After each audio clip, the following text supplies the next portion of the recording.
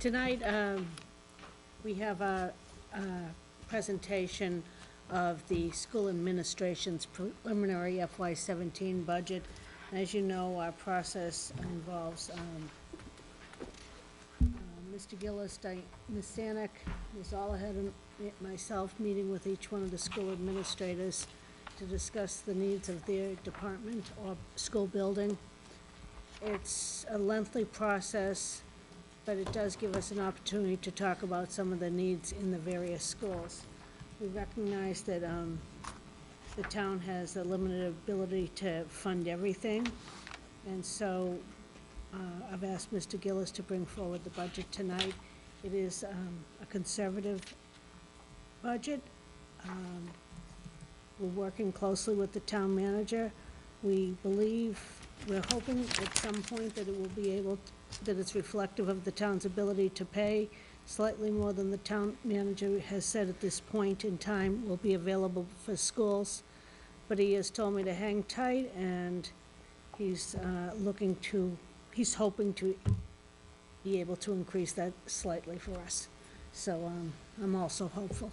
He has not assured me of that or promised. He's just looking at numbers and seeing what he can do. So we're not too far apart. Mr. Gillis? Yes, thank you. The FY17 budget is essentially a level service budget, providing the same services that we're providing this year in FY16. There are two additional positions that we are requesting. One is a 1.0, a full-time special ed teacher for social emotional needs that we have in the district. The other one is a 0.6 district-wide library aide to help assist with the elementary and middle school libraries. And we are reallocating one regular education teacher at the elementary school and turning that into a special needs teacher. Just like with most years, whenever there is a change from one year to the next, the student population may change a little bit, the needs of the students may change a little bit, and other types of things. So there's always a little bit of change going on with the staffing that we have, with some type of reallocation or redeployment or changes in course offerings. So that's the change there. The total budget request at this point is $14,959,802. That is a 3.66% increase from fiscal 16. As Dr. Terrell said, we're optimistic we can bridge the gap with the town's ability to pay, and we think we'll be able to get there. It's early in the game for the budget development process, and what's going to come out with aid from the town, and what could change with our student population between now and the springtime. Since it's past 10:15 at night, I'm going to really end there. Oh. And I'd like to just make the committee aware of the fact that this budget assumes the same rental agreement with the Socio-Educational Collaborative. If they should not need as many rooms, then we'll have to make the corresponding cuts. So we allocated that money the same way that we allocated it in FY16, and that information is in the budget narrative. And there was one other piece. We are still in negotiations with the teachers and the paraprofessionals, so we have not itemized out their raises in the budget, but there is money based on some assumptions that we will bring the contract to settlement. Thank you, Mr. Gillis. Just to kind of clarify, my understanding is that the elementary school teacher position that is being redeployed, as it is a special education department, but it's, I believe, it's actually behaviorist. The exact title and the exact assignment hasn't been fully determined. We're still studying that, but it's certainly to assist with the needs of children who are having trouble in those areas.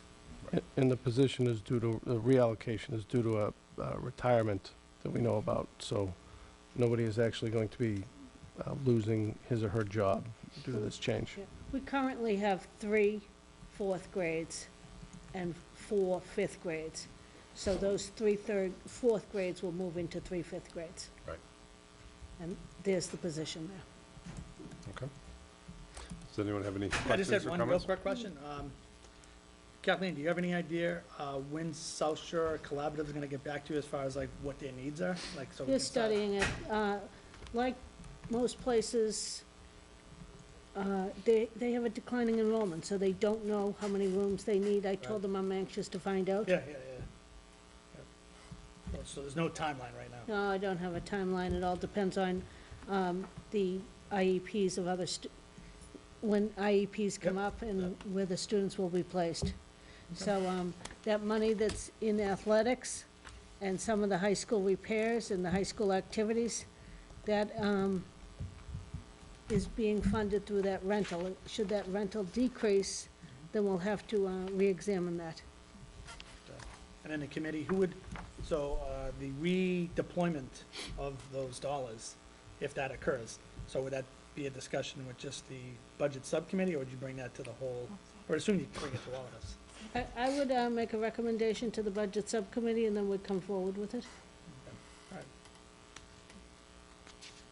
I can assure you that, from my perspective, we would always come forward to the entire committee with any sort of major Yeah, decisions because I mean, like that could be that. a big hit. Absolutely. That can what? That could be a big hit, and we're gonna have to make some serious decisions. No. Yes. And any sort of, And that's why I bring it to everyone's attention right now. No, I think that's very good, that that's it- proactive. that money is very tentative. To use an overused phrase, I'm cautiously optimistic. anyone I else? just wanted to say, I appreciate, we've talked about how to make the budget presentation better, so I do appreciate the narrative that was done at the Yep, I like beginning. that too, very good. Thank you, Diane I spent think a lot pie of time charts on are that. next. And I That's think my that was next one of the, that was one of the things, last year when we did the budget discussion. I remember there was a lot of people from the public and some of their, suggestions, and I think that was good that you Yeah, implemented that. Yep. We listen. I would just say, this, it's always important to remember that this is the administrator's very first draft of their best estimates of what the needs of the school department are going to be starting next July. And it is obviously December, so things are going to change between now and then. And just That's keep a that s- in mind. That's a snapshot as of today, and the most volatile part of the budget, as you all know, is special education. And that can go up and down and up and down, but at this point in time, that's the number that I think is wise to go with. I certainly hope the special education budget's not gonna go up anymore, because that is one of the things, that's one of the parts where my highlighter went crazy, of how much our special education expenses and corresponding salaries have increased, just comparing the FY15 actuals to the 16 budget and then the 17 budget. That's some huge increases of, those are needs, kids who have constitutional rights, and that's the services we have to provide. But I will say that anecdotally, as students have been moving into the school district this year, we're noticing certainly students have moved in with significant special needs.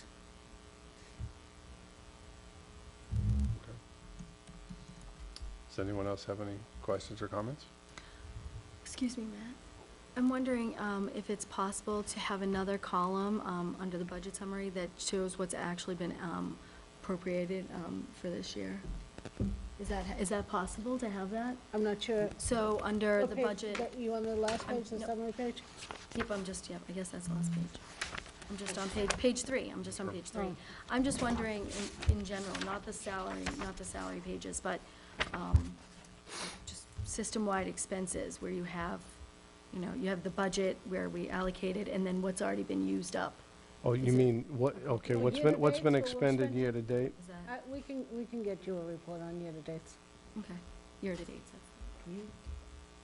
I actually have a suggestion as well. I appreciate one of the reasons, I'm sure, why the FY13, 14, and 15 actuals are all on here is because I had asked for that, and it's, I think, important information for us. One sort of further point of comparison is we have the FY17 proposed staff FTEs. If we could get, even if you just make columns a little smaller, if you could squeeze in sort of what the FTEs were for 13, 14, 15, and then 16's budget, God. kind of makes it, well, I mean, we have the We're information. never gonna be able to read these. We have, obviously have the information, Or but it- maybe on a different document. somewhere. Yeah. It just It's just not- We can certainly get to that. makes it Maggie's easier to looking compare. For a column with year-to-date, that's gonna change. Not year-to-date on the budget, as a separate document. Yeah, So, yeah, No, you can't do I think Maggie's actually right. If you look at the current fiscal year, if you take a snapshot, it changes every change day. every So single solitary Changes day. every hour. it could set off, like, people could go cuckoo, and then all of a sudden, next day it changes. So it's not, why did you have that number 2 weeks ago? Now Yeah, it's this number. It's like, Well, now you gotta beat that number back. It's like, and with the teacher lump sum payroll, we back spend rather than front spend, so there are a lot of variables, but I'll get, you some information. Okay. I agree about the FCs, it's already small. Yeah, I know. But Maybe we'll just have to switch to legal. Yeah. Yeah, well, we can get you Does an my FTE iPad do document. legal? Well, I printed this out on paper. Does anyone else have any questions? the budget subcommittee usually gets those numbers, so what you've actually spent up to a certain point, like when we get to like April, When we May. get closer to the Yeah, end. as we get Well, we closer talked about towards it the end there. of the year, you guys have all the information on that committee. We do, and I mean, obviously, we sign the warrant, so every dollar that we spend, you know, we have a stack of them right over there. I mean, we might not be totaling it as committee members as we go along, but we certainly see every single expenditure that goes out. I am the one that's, as a chair, that signs the payroll warrant, but those are just salaries anyway.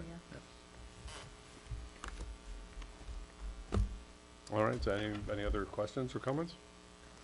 All right, thank you very much, Dr. Gerald.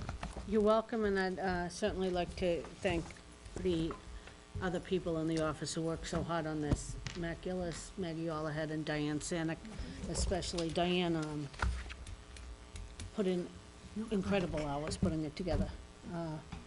As Matt and I said, what do you think about this? What do you think about this change? So thank you, Diane.